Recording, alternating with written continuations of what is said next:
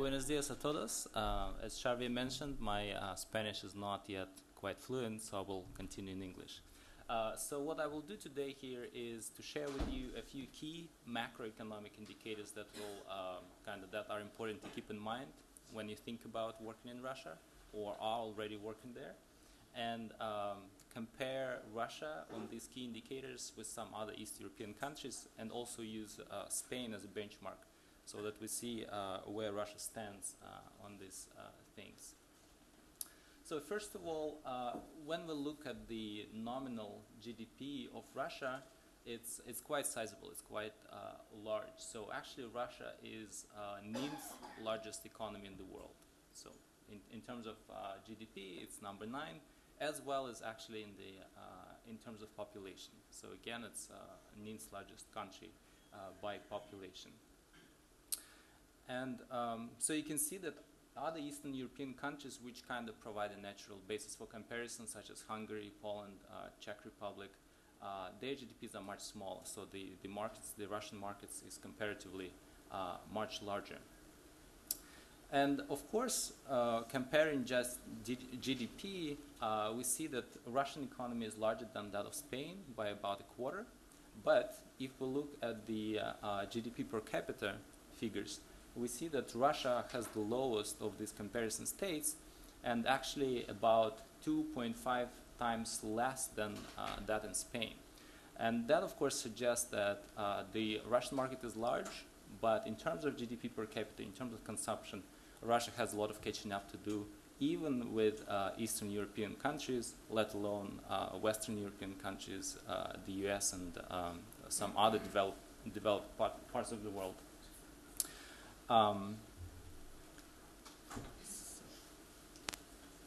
So when we look at GDP growth, the picture here is quite positive as well as far as Russia is concerned, because Russia has demonstrated a strong growth for the past, decade. I only have numbers here for the past couple of years and projections for 2013 and 2014. But nevertheless, these figures indicate that the growth, especially compared to what's happening in the rest of the world, has been quite strong. So right now, Russia is at about 3.6% growth of GDP year over year, compared to Euro area, which is basically stagnating or rather shrinking at the moment, and compared to actually any other developed economy, such as the United States, which is growing but at a slower pace.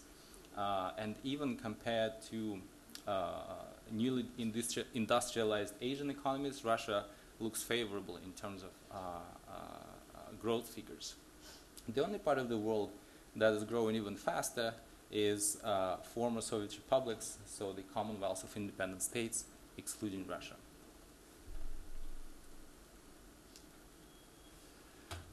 When we look at inflation, or kind of increase in retail prices, which is another key indicator, we see that Russia maybe, it has an inflation rate that is higher compared to some Eastern European countries such as Poland and Romania. But at the same time, the important kind of fact here that we see in these figures started from 2005 is that the rate of inflation has decreased significantly. So if it were almost 13% in 2005, now it's around 6.6, or the projected figure for the 2013 is 6.6%. So we see a kind of a decline, not a steady one, but nevertheless a decline. And compared to some other kind of comparison states that we might look at, such as Serbia or Turkey, Russia again doesn't look as, looks quite good in terms of inflation numbers. And as I mentioned, the part of the world that's growing even faster than Russia is the Commonwealth of independent states, other independent states excluding Russia. But if we look at inflation figures, they are much higher.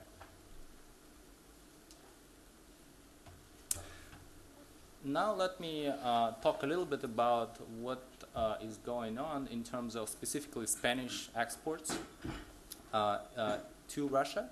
And first of all, of course, when we look at the figures of absolute kind of exports in euros, we see that Russia and Poland are the largest of these comparison states that Spanish companies are exporting to.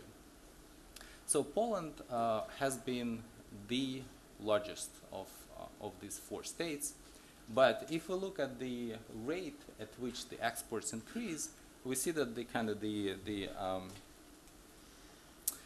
rate of growth is faster in Russia than in Poland, which means that more and more exports are coming towards Russia, and this speed is increasing.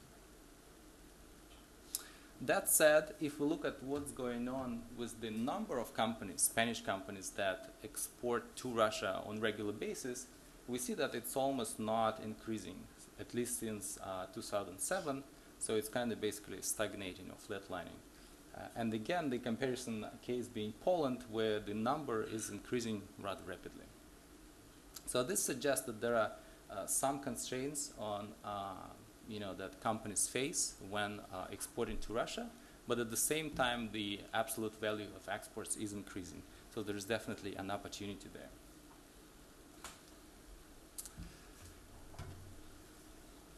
When we look at kind of where the Spanish companies invest in terms of being foreign direct investors, we see that the Russian Federation is just a minor fraction of what Spanish companies invest outside Spain. That said, the figures for other Eastern European countries are also very small. So it's still negligible amount that goes towards foreign direct investment towards Eastern Europe. And the number of Spanish firms is also, compared to the size of the economy, both Spanish and Russian, the number of companies is still quite small. There are more firms that have foreign affiliates or subsidiaries in Russia, but again, compared to other parts of the world, these figures could be much larger. And finally, I will say a few words about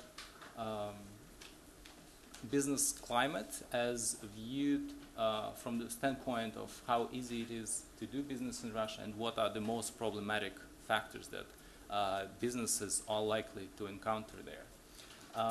Let me just say a few words of caution, because this information is based on doing business report, which has been criticized heavily for the methodology it used, right? So we need to take these numbers and findings with a pinch of salt, because there are problems. But this is the report that we kind of have to go on. There is not a better report to look at. So what the findings of this report suggest is that in a lot of countries, especially in Eastern Europe, the business climate in general has been improving in recent years, but Russian kind of conditions are improving very slowly. So still in terms of kind of ranking, and again, it is somewhat disputable about where Russia stands, but in this report it's assigned, it's 112th in terms of ease of doing business. And when we look at what are the main problematic factors, is first of all it's corruption, inefficient government, and access to financing. So these are the 3 main obstacles to businesses in Russia. If we see at other countries the comparison cases here, we see that some of these kind of problems, such as corruption and inefficient government bureaucracy, pop up in other countries as well. So it's not a uniquely Russian problem. And especially comparing Spain and Russia, we see that Russia and Spain share 2 factors: access to financing or lack thereof, and inefficient government bureaucracy. So if you are used to dealing with these problems in Spain, you may have some kind of advantage in tackling that in Russia, even though of course the magnitude may vary substantially.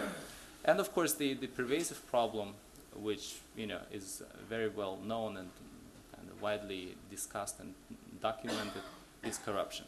So those companies that work in Russia have to be prepared to deal with this. And that's basically it. That's what I had to share. If you have any questions, I'll be happy to try to answer them.